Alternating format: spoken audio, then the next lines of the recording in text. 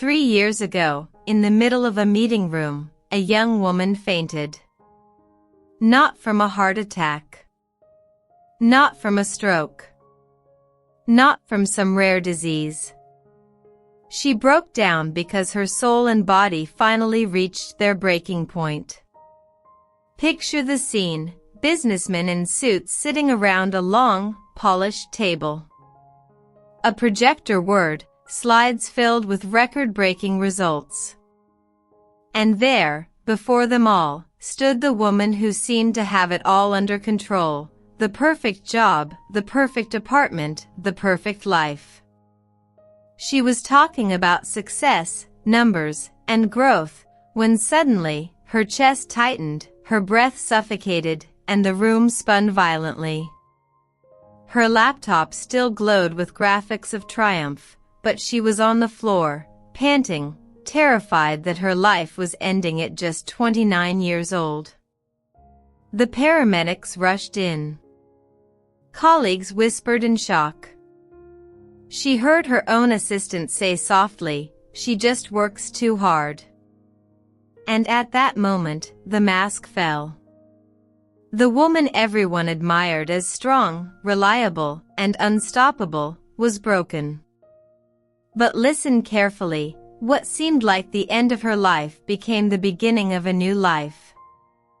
A life built not on exhaustion, but on balance. Not on exhaustion, but on peace. And maybe this story is for you too. Maybe you smiled on the outside while slowly crumbling on the inside. Maybe you kept it all together for everyone else while silently disintegrating. Friend, stay with me until the end of this story. Because what she discovered after her breakdown is something you need to hear. And I want to ask you now, don't just watch passively.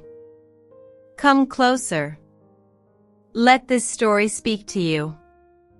In the end, you may find yourself breathing differently, seeing life differently, and realizing maybe this breakdown you fear isn't the end, but the beginning of your overcoming.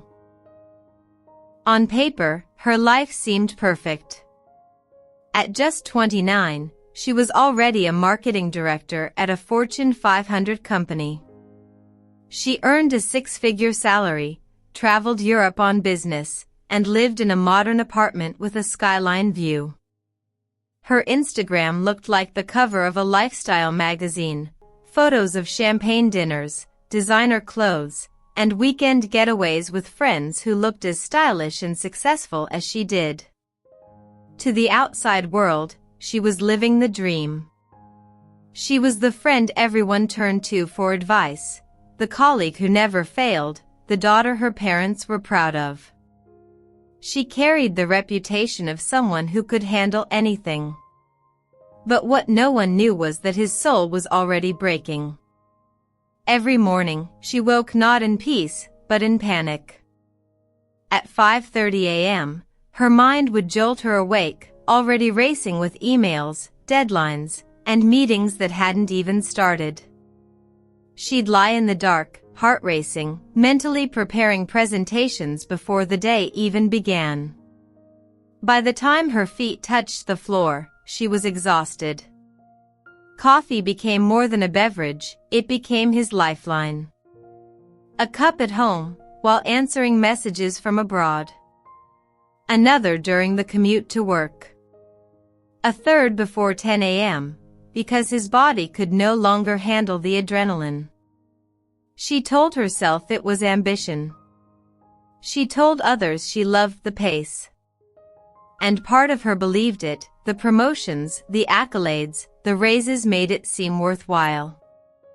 Her boss even called her a machine. Everyone laughed. She smiled. But deep down, those words felt like chains around her neck.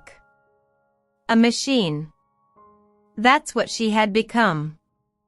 No rest. No joy. Just production.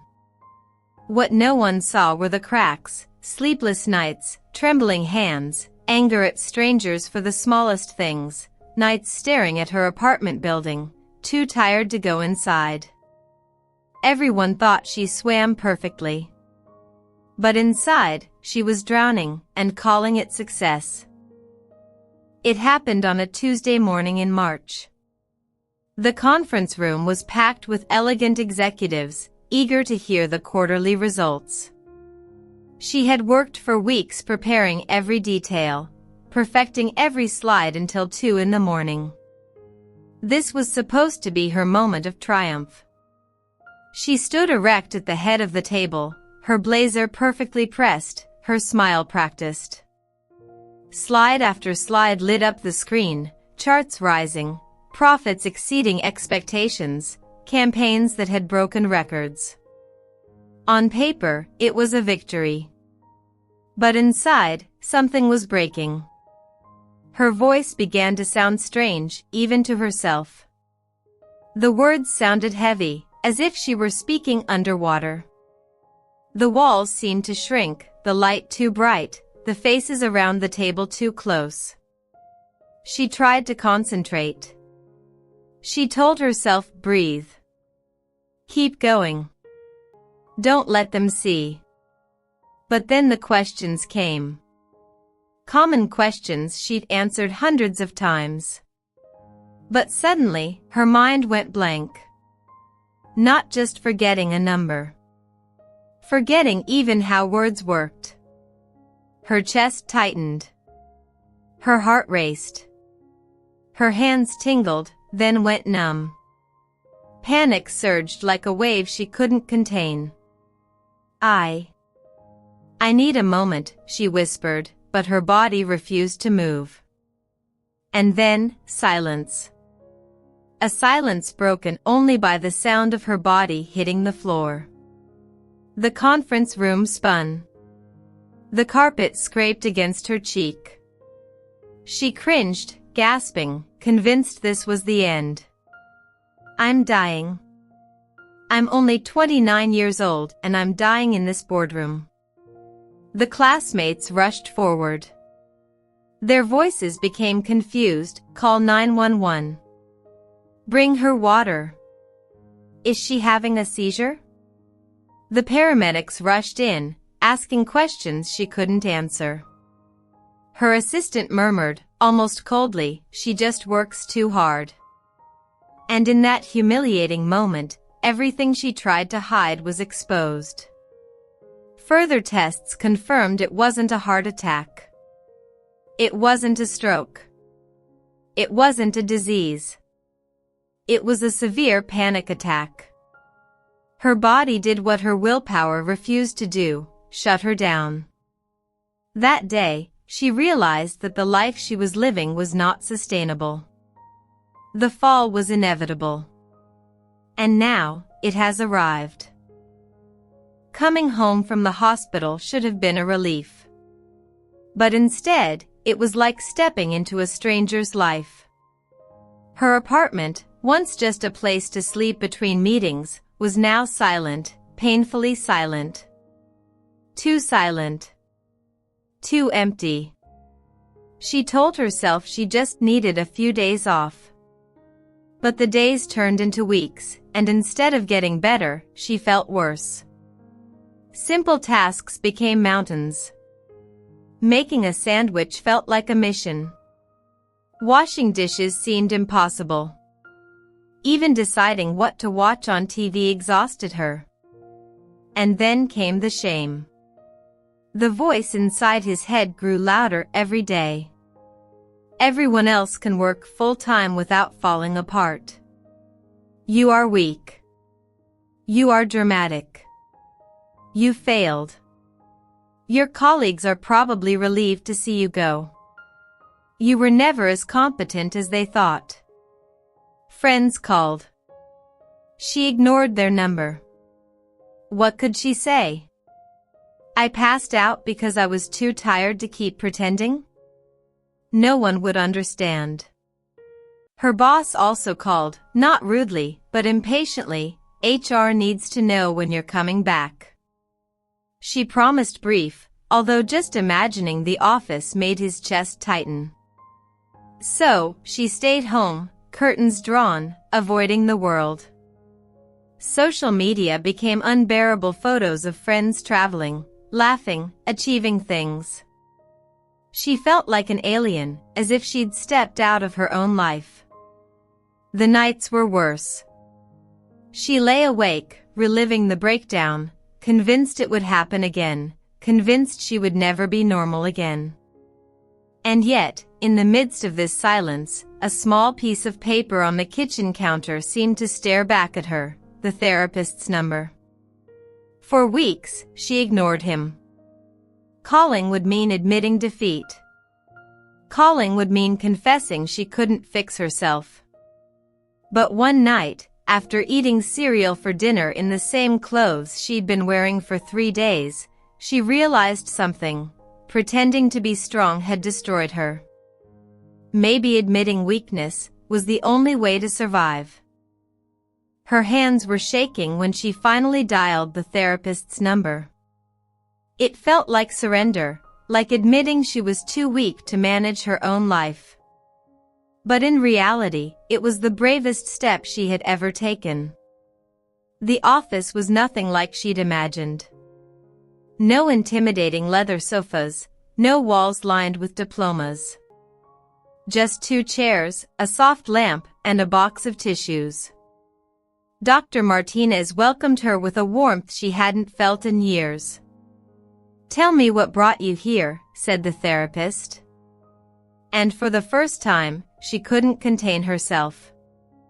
Tears flowed as she confessed, "I don't know who I am anymore. I used to take care of everything. Now I can't even make coffee without shaking." Dr. Martinez listened, unhurried, without judgment. When the sobs subsided, she spoke gently. "You look like you're in mourning." "But no one died," she whispered. "You are mourning the version of yourself you thought you were supposed to be." Those words pierced her heart. She was mourning the machine she had once prided herself on being. And for the first time, she realized that exhaustion wasn't a weakness. It was her body forcing her to stop, to save her life. The healing wasn't glamorous. It wasn't quick. It began with painfully small steps. Your therapist gave you the strangest assignment: notice when you're hungry, when you're tired, when you need a break. Just notice. At first, she laughed. But as the days passed, she realized how disconnected she'd been from her own body. She'd silenced all the signals. Now, she was relearning to listen.